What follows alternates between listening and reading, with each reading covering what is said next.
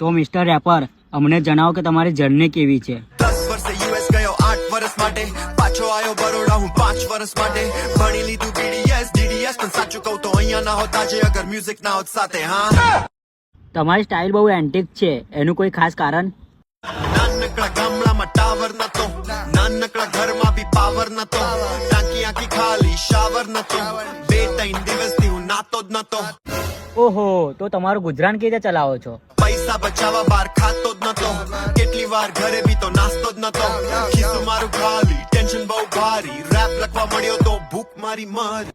તો શું તમે અમારા જોડે કામ કરશો? મને કોલ કરીને હેરાન નહીં કરું, કેમ કે ફ્રીમાં કશે કરન હવે ગાતો નથી. તમે નશામાં છો કે શું? નશો બસો કરો છો? કેમ ના, મારા બાપે મને ના પાડેલી. હા, ઓહો, વાંધો નહીં, ભવિષ્યમાં જરૂર છે ત્યારે મળીશું.